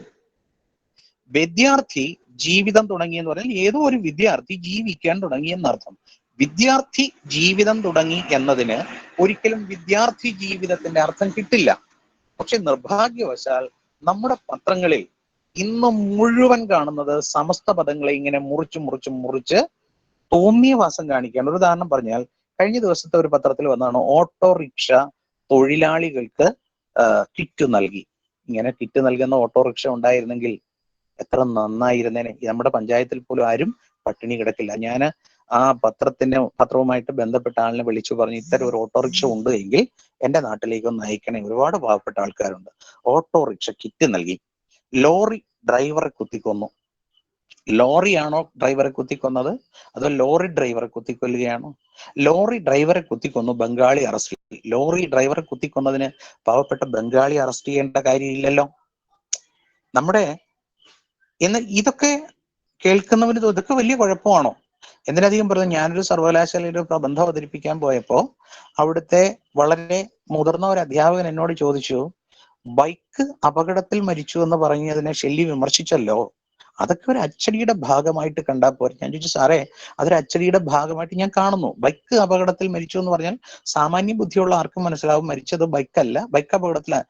പക്ഷെ ബൈക്ക് അപകടത്തിൽ മരിച്ചു എന്ന് പറഞ്ഞാൽ അതിന് ഒരിക്കലും ബൈക്ക് അപകടത്തിൽ മരിച്ചു എന്നുള്ള അർത്ഥം ഇല്ല. അതൊരു അച്ചടിയുടെ മാത്രം പ്രശ്നമല്ല, അതൊരു കാഴ്ചപ്പാടിന്റെ പ്രശ്നമാണ് എന്ന് പറഞ്ഞ് ഞാൻ ആ മുതിർന്ന അധ്യാപകനുമായിട്ട് എന്റെ അഭിപ്രായം പറയുകയും ചെയ്തു. പക്ഷെ ഇതാണ് നമ്മുടെ സമൂഹം. ഇങ്ങനെയുള്ള തെറ്റുകൾ ചൂണ്ടിക്കാണിച്ചാൽ അത് അധിക പ്രസംഗമായിട്ട് വിചാരിക്കുകയാണ് പലരും. എന്നിട്ട് വിദ്യാഭ്യാസ വകുപ്പിന്റെ നോട്ടീസുകളിൽ പോലും വിദ്യാഭ്യാസ വകുപ്പ് എന്നുള്ളത് വിദ്യാഭ്യാസം ഒരിടത്ത്, വകുപ്പ് വേറൊരിടത്താണ് അച്ചടിച്ച് കാണിക്കുന്നത്. ഇനി നമ്മുടെ TV ചാനലുകളിലേക്ക് പോയാൽ അതിനപ്പുറവും അലംഭാവമാണ്. ഇപ്പൊ നമ്മൾ കുറേ ദിവസം കൊണ്ട് കേൾക്കുന്ന ഒരു വാർത്തയാണ് കോവിഡാനന്തര ജീവിതം. അത് അഹങ്കാരമാണ് ആ പ്രയോഗം. കോവിഡ് കോവിഡ് അനന്തരമേ ആവൂ. കോവിഡാനന്തരം എങ്ങനെയാകുന്നത്? അല്ലെ, കോവിഡ് അധികം അനന്തരം അത് ചേർത്ത് എഴുതുമ്പോ സമ്പ്രദായകാരൻ ലോപിച്ചിട്ട് കോവിഡ് അനന്തരം. അതെങ്ങനെ കോവിഡാനന്തരമാവും? കുറേ ആൾക്കാർ ചാനലുകളിലും മറ്റും വന്നിരുന്ന ഗീർവാണം അടിക്കുകയാണ്, കോവിഡാനന്തരം. ഇങ്ങനെ ഭാഷയെ കൊല്ലുന്നത് മഹാകഷ്ടമല്ലേ? പിന്നെ അതുപോലെ വായ്പാ നിരക്ക്, ഇതൊക്കെ പല ഊരു പറഞ്ഞ് വായ്പ ഒരു മലയാള പദമാണ്, അതിനെ പിടിച്ചു വായ്പാ ആക്കി നീട്ടേണ്ട കാര്യമില്ല. ഇതൊക്കെ നമ്മൾ പല ഊര് പറയുന്നു. എന്തിനധികം പറയുന്നു, ഞാൻ വേറൊന്നുകൂടി പറയട്ടെ. നമ്മുടെ സിനിമക്കാർ, പിന്നെ ഇന്നലെ ഞാൻ കണ്ടു വിസ്മയ കിരണിന്റെ വാർത്തയുമായിട്ട് ബന്ധപ്പെട്ട് ഒരു പ്രാദേശിക ചാനലാണ്, ഞാനത് ഫോട്ടോ സ്ക്രീൻഷോട്ട് എടുത്ത് വെച്ചിട്ടുണ്ട്. നിർദ്ദേശം നൽകി എന്നുള്ളതാണ്. നിർദ്ദേശം നൽകി എന്ന് എഴുതാൻ അറിഞ്ഞുകൂടാത്ത ഒരാളല്ല അവിടെ ഇരിക്കുന്നത്. അപ്പൊ അവന്റെ മനസ്സിലുള്ളത് എന്താ, ഞാൻ എങ്ങനെ എഴുതി കഴിച്ചാലും ആള് കാര്യം ഗ്രഹിച്ചുകൊള്ളും. ഇന്ന് കണ്ട് കിരണിന്റെ സഹോദരി ഭർത്താവിനെ ചോദ്യം ചെയ്യും. കിരണിന്റെ സഹോദരി ഭർത്താവിനെ ചോദ്യം ചെയ്യോ ചെയ്യാതിരിക്കോ, ചെയ്യട്ടെ, അത് നമ്മളെ അറിയിക്കേണ്ട എന്തിനാ? പക്ഷെ വാർത്ത അതല്ല, കിരണിന്റെ സഹോദരി ഭർത്താവിനെയാണ് ചോദ്യം ചെയ്യുന്നത്. പിന്നെ ഇന്ന് ഒരു പത്രത്തിൽ, ഇന്ന് രാവിലെ ഒരു ചാനലിൽ കണ്ടതാണ്, ഞാൻ സ്ക്രീൻഷോട്ട് എടുത്ത് വെച്ചിട്ടുണ്ട്. പ്രതി 3 ദിവസത്തെ കസ്റ്റഡിയിൽ വിട്ടു. ഞാൻ ആലോചിച്ച് എന്തോ എഴുതി കാണിക്കുന്നത്. പിന്നെയാണ് മനസ്സിലായത് പ്രതിയെ 3 ദിവസത്തെ കസ്റ്റഡിയിൽ വിട്ടു എന്നുള്ളതാണ്. നിങ്ങളൊന്ന് ആലോചിച്ച് നോക്കുക, അർത്ഥം മാറിപ്പോകുന്ന, അല്ലെങ്കിൽ നമുക്ക് ചിന്താക്കുഴപ്പം ഉണ്ടാക്കുന്നു. ഒരു മാധ്യമത്തിന്റെ ഏറ്റവും വലിയ ധർമ്മം അത് കേൾക്കുന്ന സ്വീകർത്താവിന് ആശയക്കുഴപ്പം ഉണ്ടാക്കാതിരിക്കുക, വളരെ ലളിതമായ ഭാഷയിൽ അവതരിപ്പിക്കുക എന്നുള്ളതാണ്. ഞാൻ ഞാൻ ഒന്ന് കൺക്ലൂഡ് ചെയ്ത് പറഞ്ഞാൽ, ഇങ്ങനെ ക്ലാസ് മുറികളിൽ തന്നെ നമ്മൾ മലയാളത്തെ കൊല്ലുകയും ഇതൊന്നും സാരവത്തായ ഒരു സംഗതി അല്ല എന്ന് ബോധപൂർവം പ്രചരിപ്പിക്കുകയും മാധ്യമങ്ങൾ അതിനെ പെരുപ്പിച്ചു കാണിച്ച് സാർവജനീനമായ ഒരു അംഗീകാരം നേടിക്കൊടുക്കുകയും ചെയ്താൽ സമീപ ഭാവിയിൽ ഒരു നല്ല മലയാളം കേൾക്കാൻ, ഒരു നല്ല മലയാള ഭാഷണം കേൾക്കാൻ, ഒരു നല്ല മലയാള ശൈലിക്ക് ഉടമയെ കണ്ടെത്താൻ നമ്മൾ വളരെ പ്രയാസപ്പെടും എന്നുള്ളതിൽ ഒരു തർക്കവുമില്ല. നമ്മുടെ സർവകലാശാലകൾ അടക്കം ഇന്ന് ചെയ്തുകൊണ്ടിരിക്കുന്നത് സാഹിത്യ പഠനത്തിന്റെ നമ്മുടെ മലയാളം, ഇംഗ്ലീഷ് തുടങ്ങിയതിന്റെ പേര് ബിരുദ പഠനം അല്ലെങ്കിൽ ബിരുദാനന്തര ബിരുദ പഠനത്തിന്റെ പേര് ഭാഷാ സാഹിത്യ പഠനം എന്നാണ്. ഈ ഭാഷാ സാഹിത്യ പഠനം ഇന്ന് സാഹിത്യ പഠനം മാത്രമായിട്ട് ചുരുങ്ങിയിരിക്കുകയാണ്, അല്ലെങ്കിൽ സാഹിത്യാനന്തര മേഖലകളിലേക്ക്, ഞാൻ പറയാം അന്തർവൈജ്ഞാനിക ചിന്താഗതികളിലേക്കൊക്കെ പോവുകയാണ്. പക്ഷെ ഭാഷയെ, അതുകൊണ്ട് തന്നെ ഭാഷയും വ്യാകരണവും ഒക്കെ നമ്മുടെ സിലബസുകളിൽ നിന്ന് കണ്ടം തുണ്ടം വെട്ടിമുറിക്കപ്പെട്ടിരിക്കുകയാണ്. ഒരു 25 കൊല്ലം മുമ്പുള്ള ഒരു തലമുറ പഠിച്ച ഭാഷാഭൂഷണവും കേരളപാണിനിയും വൃത്തമഞ്ജരിയും ഒക്കെ ഇന്ന് നമ്മുടെ സിലബസുകളിൽ പഠിക്കുന്നതും പഠിപ്പിക്കപ്പെടുന്നതും എങ്ങനെയാണെന്നൊന്ന് ചിന്തിച്ചാൽ നമ്മൾ ഭാഷയ്ക്കും സംസ്കാരത്തിനും കൊടുത്തിരിക്കുന്ന പ്രാധാന്യം എന്തെന്ന് വ്യക്തമാവുകയും ഞാൻ കൺക്ലൂഡ് ചെയ്യട്ടെ. ഇതൊക്കെ ഒഴിവാക്കാൻ നമുക്ക് ഒരു നിയമനിർമ്മാണം കൊണ്ട് സാധിക്കുമോ എന്ന് എനിക്കറിയില്ല. പക്ഷേ ഞാൻ ആദ്യം പറഞ്ഞ പക്ഷിയിലേക്ക് ഞാൻ പോകുന്നു. നമുക്ക് ചെയ്യാവുന്ന ചിലതുണ്ട്. നല്ല മലയാള ശൈലി പ്രോത്സാഹിപ്പിക്കുക, ഭാഷാപരമായ മത്സര പരീക്ഷകൾ സംഘടിപ്പിക്കുക, അതിൽ വിജയികളാകുന്നവർക്ക് പ്രത്യേക സർട്ടിഫിക്കറ്റുകൾ നൽകുക. പ്രത്യേകിച്ച് മാധ്യമ മേഖലകളിൽ പഠിക്കുന്നവര് ഭാഷാപരമായി നല്ല ഔന്നത്യം പ്രാവീണ്യം ഉള്ളവരാണെന്ന് തെളിയിക്കുന്ന സർട്ടിഫിക്കറ്റുകൾ ഉണ്ടെങ്കിൽ മാത്രമേ അവർക്ക് മാധ്യമങ്ങളിൽ ജോലി കൊടുക്കൂ എന്ന ഒരു നിഷ്കർഷയും വന്നാൽ ഒരു പക്ഷേ ഇത്തരം അപചയങ്ങൾക്ക് ഒരു പരിധിവരെ തടയിടാം. മാത്രമല്ല, ഭാഷ പഠിപ്പിക്കുന്ന അധ്യാപകന്റെ യോഗ്യതയും ഉറപ്പാക്കേണ്ടതാണ്. ചുരുക്കത്തിൽ, കുട്ടിക്കൃഷ്ണന്മാരാർ മലയാള ശൈലിയിൽ സ്വപ്നം കണ്ട ആ നല്ല മലയാളം നമ്മളിൽ നിന്ന് അകന്നു പോവുകയാണ്. ഇത് കേവലം കാൽപ്പനികമായ ഒരു വിലാപമായിട്ട് ആരും തെറ്റിദ്ധരിക്കരുത്. എൻ്റെ അനുഭവത്തിൽ നിന്ന് ഞാൻ കണ്ടറിഞ്ഞ പൊള്ളുന്ന ചില ജീവിത സത്യങ്ങൾ നിങ്ങളുമായിട്ട് പങ്കുവെക്കുകയാണ് ചെയ്തത്. ഇത്രയും നേരം എൻ്റെ ഈ വാക്കുകൾ നിങ്ങൾ ഈ കേൾക്കുന്ന, എനിക്ക് തോന്നുന്നു കേൾവിക്കാരുടെ എണ്ണം 12 വരെ എത്തിക്കഴിഞ്ഞു. ഈ കേൾക്കുന്നവരെങ്കിലും ഈ ഒരു മാറ്റത്തിന് തുടക്കമിടുകയാണെങ്കിൽ അത് നമ്മുടെ മാതൃഭാഷയോട് നമ്മൾ ചെയ്യുന്ന ഒരു വലിയ സേവനമായിരിക്കും എന്ന് പറഞ്ഞുകൊണ്ട് ഞാൻ എൻ്റെ വാക്കുകൾ ഉപസംഹരിക്കുകയാണ്. എനിക്കേറെ പ്രിയപ്പെട്ട എൻ്റെ ഭദ്രൻ സാറിൻ്റെ സ്മൃതിയോടനുബന്ധിച്ച് ഇത്തരം ഒരു പ്രഭാഷണ പരമ്പരയിലെ ഏറ്റവും അവസാനത്തെ എങ്കിലും പങ്കാളിയാകാൻ കഴിഞ്ഞതിലുള്ള ചാരിതാർത്ഥ്യം സാറിൻ്റെ പ്രിയപ്പെട്ട മക്കളായ അനന്തനോടും കാർത്തിക്കിനോടും, എൻ്റെ വിദ്യാർത്ഥി കൂടിയാണ് കാർത്തിക്, അവരോടൊക്കെയുള്ള എൻ്റെ നന്ദി, എൻ്റെ സ്നേഹം, എന്നെ വിളിച്ച് എന്നെ ഇത്രയും സമയം തന്നതിലുള്ള നന്ദിയും കടപ്പാടും ഞാൻ അറിയിക്കുകയാണ്.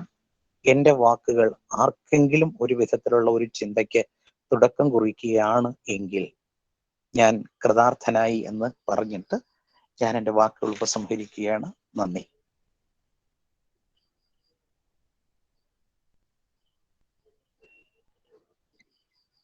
ഏറെ നന്ദി മാഷെ. കഴിഞ്ഞ കുറച്ച് നാളുകളായി മാഷിന്റെ ഫേസ്ബുക്ക് പേജിൽ വന്നുകൊണ്ടിരുന്ന പോസ്റ്റുകളുടെ സ്ഥിരം വായനക്കാരൻ കൂടിയാണ് ഞാൻ. അവയെല്ലാം കാണുമ്പോൾ ഇതൊരു പ്രഭാഷണമായി, ഒരു മണിക്കൂറോ 1.5 മണിക്കൂറോ ദൈർഘ്യമുള്ളൊരു പ്രഭാഷണമായി കേട്ടിരുന്നെങ്കിൽ എത്രമേൽ നന്നായിരുന്നു എന്ന് ഞാൻ കാർത്തികയോട് പലപ്പോഴും പറഞ്ഞിട്ടുമുണ്ട്. ഏറെ നന്ദിയുണ്ട് മാഷെ. ഇനി സംശയങ്ങൾ, അഭിപ്രായങ്ങൾ ഇവയ്ക്കെല്ലാമുള്ള സമയമാണ്. കഴിഞ്ഞ നമ്മുടെ പ്രഭാഷണങ്ങളുടെ എല്ലാം ഏറ്റവും ശ്രദ്ധേയമായ ഭാഗം അതിന്റെ ചർച്ചകളായിരുന്നു. ആർക്കെങ്കിലും എന്തെങ്കിലും അഭിപ്രായങ്ങൾ രേഖപ്പെടുത്താനുണ്ടെങ്കിൽ, സംശയങ്ങൾ ചോദിക്കാനുണ്ടെങ്കിൽ, കൂട്ടിച്ചേർക്കലുകൾ ഉണ്ടെങ്കിൽ അതിനുള്ള സമയമാണ്. ഇനി നിങ്ങൾക്കായുള്ള സമയമാണ്.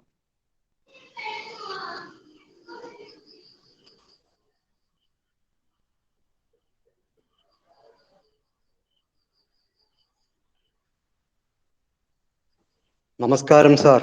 ഷെല്ലി സാറിന്റെ പ്രൗഢഗംഭീരമായ പ്രഭാഷണം കേട്ടു. വളരെ സാർ പറഞ്ഞത് 100% സത്യസന്ധമായിട്ടുള്ള കാര്യങ്ങൾ തന്നെയാണ്. വീഡിയോ ഒന്ന് ഓണാക്കാമോ സാറേ? സാറിന്റെ വീഡിയോ ഒന്ന് ഓണാക്കാം. ഓക്കെ. Hello sir. പറഞ്ഞോളൂ. ഷെല്ലി സാറിന് എല്ലാവിധ ആശംസകളും അർപ്പിക്കുന്നു. സാറിന്റെ ആ പ്രഭാഷണം. ഹലോ സാർ, കേൾക്കാമോ? ഹലോ സാർ, കേൾക്കാമോ? കേൾക്കാം. സാറിന്റെ പ്രഭാഷണം വളരെ ശ്രദ്ധയോടുകൂടി കേട്ടു. സാറ് പറഞ്ഞത് 100% ശരി തന്നെയാണ്. ഇന്നത്തെ അധ്യാപകർ കൂടുതലും ഇത്തരത്തിലാണ് ക്ലാസ്സുകൾ കൈകാര്യം ചെയ്യുന്നത്. പക്ഷെ അവര് ആ ഒരു രീതിയിലാണ് മുമ്പോട്ട് പോകുന്നത്. അതുപോലെ തന്നെ മാധ്യമങ്ങളും ഒക്കെ ഇത്തരത്തിലുള്ള വളരെയധികം വൈകല്യങ്ങൾ അവരുടെ എഴുത്തുകളിൽ കാണിക്കുന്നുണ്ട്. സാറ് പറഞ്ഞത് 100% ശരി തന്നെയാണ്. സാറിന്റെ ആ ഗംഭീരമായ പ്രഭാഷണത്തിന് എല്ലാവിധ അഭിനന്ദനങ്ങളും അർപ്പിക്കുന്നു. സന്തോഷം സാർ. അതോടൊപ്പം തന്നെ നന്ദിയും അർപ്പിക്കുന്നു. Okay sir. Thank you. നന്ദി ജയകുമാർ സർ. ഇനി ആരെങ്കിലും ഉണ്ടെങ്കിൽ? സാറ് ദീപ്തിയാണ്. ദീപ്തി, സാറിന്റെ വാക്ക് കേൾക്കാനായിട്ട് കാത്തിരുന്നേ. ഇന്നലെ ഇങ്ങനെ കാർത്തിക അറിയിപ്പ് തന്നപ്പം തൊട്ട് ഞാൻ കേൾക്കാനായിട്ടിരുന്നതാ. സാറിന്റെ ഉത്കണ്ഠ എനിക്ക് മനസ്സിലാവുന്നുണ്ട്. കുറെ കാര്യങ്ങൾ, പിന്നെ ഈ പൗനരുത്യം ദോഷം, അതുപോലെ ദുരാന്വയം, ഇതിനെ കുറിച്ചെല്ലാം സാറ് നല്ലതായിട്ട് പറഞ്ഞു. നമ്മളുടെ മലയാളം കുട്ടികൾക്ക് നല്ല പ്രയോജനമായിരുന്നു ഈ ക്ലാസ്. പക്ഷെ കുട്ടികളാരും ഇല്ല. വേറെ ഒന്നുമില്ല, ചോദ്യങ്ങളൊന്നും ഇല്ല സാർ. സാറിന്റെ അടുത്ത് എന്ത് ചോദ്യം ചോദിക്കാനാ ഞാൻ? കണ്ടത് സന്തോഷം. സുഖമായിരിക്കുന്നു. ഇരിക്കുന്നു സാറേ. ഞാൻ ശാസ്താംകോട്ട കോളേജിൽ പോകുന്നുണ്ട്. അത് ശരി. സന്തോഷം ദീപ്തി. ശരി സാർ. നമസ്കാരം സാർ. നമസ്തേ. എന്റെ പേര് ശരത്ചന്ദ്രൻ, യൂണിവേഴ്സിറ്റി കോളേജിലെ മുൻ പ്രൊഫസറാണ്. സന്തോഷം സാർ. മാത്തമാറ്റിക്സ് ആയിരുന്നു. ഭാഷയോട് വലിയ താല്പര്യമുണ്ട്. പന്മന രാമേന്ദ്രൻ സാറ് നിരന്തരം ചൂണ്ടിക്കാണിക്കുന്നത് പോലെ സാറ് ഇക്കാര്യത്തിൽ ശക്തമായി ഇടപെടുന്നു എന്നറിയുന്നതിൽ വളരെ സന്തോഷമുണ്ട്. പത്രം വായിച്ചാൽ തന്നെ കുട്ടികൾക്കുള്ള ഭാഷ കൂടി നഷ്ടമാകുന്ന അവസ്ഥയാണ് ഇപ്പോഴുള്ളത്. അത് സാറ് ഉദാഹരണ സഹിതം ചൂണ്ടിക്കാട്ടി കുറച്ചുപേരെങ്കിലും അത് കേട്ട് അവരുടെ ഭാഷ നന്നാക്കാനൊരു കാര്യമായ ശ്രമം നടത്തുമെന്ന് പ്രതീക്ഷിക്കുന്നു. വളരെ സന്തോഷം സാർ. സാറ് നമസ്തേ. സന്തോഷം സാർ. സാറ് പന്മന സാറിന്റെ കാര്യം പറഞ്ഞതുകൊണ്ട് ഞാൻ ഒരു കാര്യം കൂടി ഒന്ന് ചേർക്കട്ടെ. പന്മന സാറിന്റെ പേരിലുള്ള ഭാഷാശുദ്ധി പരിശോധനയിൽ 2 പ്രാവശ്യം എനിക്ക് പുരസ്കാരം കിട്ടിയ ആളാണ്, നമ്മുടെ കുമ്പളത്തെ ശങ്കുപിള്ള സ്മാരക ഗ്രന്ഥശാലയിൽ വെച്ച്. അപ്പൊ അതിന്റെ ഭാഗമായിട്ട് ഇതുപോലെ ഏതെങ്കിലുമൊക്കെ പ്രഭാഷണങ്ങളില് ഇതുപോലെ പങ്കെടുത്തതിന് ശേഷം ഇറങ്ങുമ്പോൾ എന്റെ സമകാലികരായ അധ്യാപകർ എന്നെ പെട്ടെന്ന് കളിയാക്കുന്ന ഒരു ഒരു പുതിയ പന്മന വന്നിരിക്കുന്നു, ഈ ഉള്ള പന്മനയെ കൊണ്ട് സഹിക്കാൻ വയ്യ, ഇനി അടുത്ത ആള് ഇറങ്ങിയിരിക്കുകയാണ്. അപ്പൊ ഞാൻ ചോദിക്കുന്നത്, ഞാൻ പന്മന സാറിന്റെ നിഴൽവെട്ടത്തു പോലും നിൽക്കാനുള്ള യോഗ്യത നമുക്കില്ല. പക്ഷെ സാറ് പറയുന്നതിന് ഒരു തുടർച്ച വേണ്ടേ? സാറ് പറയുന്ന ആ വലിയ കാര്യങ്ങളിലേക്ക് തീർച്ചയായിട്ടും പന്മന സാറിന്റെ ഇടപെടൽ കൊണ്ട് മാത്രം ശരിയായ ധാരാളം പ്രയോഗ വൈകല്യങ്ങളിൽ നിന്ന്, ഇപ്പോ പത്രങ്ങളിലൊക്കെ പണ്ട് ഉപയോഗിച്ചിരുന്ന പല തെറ്റായ രൂപങ്ങളിലും സാറ് ചൂണ്ടിക്കാട്ടിയതുകൊണ്ട് മാത്രമാണ് ഇന്ന് ശരി രൂപത്തിലേക്ക് തിരിച്ചു വന്നിരിക്കുന്നത്. പക്ഷെ അതിന്റെ ഒന്നും ഒരു 100-ൽ 1 അംശം പോലെ നമുക്ക് അറിഞ്ഞുകൂടാ എങ്കിൽ പോലും നമ്മുടെ ഭാഗത്തുനിന്നും ഒരു ചെറിയ ഒരു പങ്കാളിത്തം ഉണ്ടായാൽ അതൊരു വലിയ സംതൃപ്തിയായിട്ട് കരുതുന്നതുകൊണ്ട് മാത്രമാണ് ഞാനും ഇത്തരം ഒരു പഠനത്തിലേക്ക് തിരിഞ്ഞത്. സാറിന്റെ വാക്കുകൾക്ക് സന്തോഷം. നന്ദി സാർ.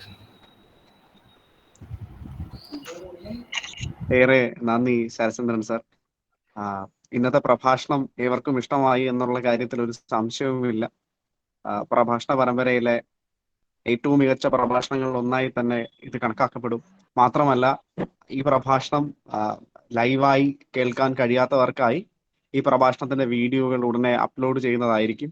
സ്മൃതിയുടെ പ്രഭാഷണ പരമ്പരയുടെ ഒഫീഷ്യൽ യൂട്യൂബ് ചാനലുള്ള കാര്യം മിക്കവാറും എല്ലാവർക്കും അറിയാവുന്നതാണ്. ചാനലിൽ ഈ വീഡിയോയും ഉടനെ അപ്ലോഡ് ചെയ്യുന്നതായിരിക്കും. ഏറെ നന്ദി സർ. ഇന്നത്തെ പ്രഭാഷണ പരമ്പരയിലെ 12ാമത്തെ പ്രഭാഷണമാണ് കഴിഞ്ഞത്. 13ാമത്തെ പ്രഭാഷണം വരുന്ന ജൂലൈ 2-ാം തീയതിയാണ്. Doctor TJ Abraham, Tamil Nadu central യൂണിവേഴ്സിറ്റിയുടെ ഇംഗ്ലീഷ് വിഭാഗം അസോസിയേറ്റ് പ്രൊഫസറും തലവനുമായ ഡോക്ടർ TJ എബ്രഹാം ആണ് അടുത്ത പ്രഭാഷണം നടത്തുന്നത്. പ്രഭാഷണം ഇംഗ്ലീഷിലാണ്. തലക്കെട്ട് ഇപ്രകാരമാണ്: the secret, the profane and the messianic, post സൈറ്റസ് ഈത്തോസ് ഇൻ ജോർജിയോ അഗംബൻ. അഗംബന്റെ കൃതികളെ അധികരിച്ചുള്ള ഒരു പഠനമാണ് ഡോക്ടർ TJ അബ്രഹാം അന്ന് അവതരിപ്പിക്കുന്നത്. അതിലേക്ക് എല്ലാവരെയും സ്വാഗതം ചെയ്തുകൊള്ളുന്നു. ഇന്നിവിടെ പങ്കെടുത്ത എല്ലാവർക്കും, പ്രത്യേകിച്ച് ഞങ്ങളുടെ ഏറ്റവും പ്രിയപ്പെട്ട ഷെല്ലി മാഷിനും ഉള്ള നന്ദി ഇവിടെ രേഖപ്പെടുത്തുന്നു. നന്ദി, നമസ്കാരം. സന്തോഷം മാഷെ.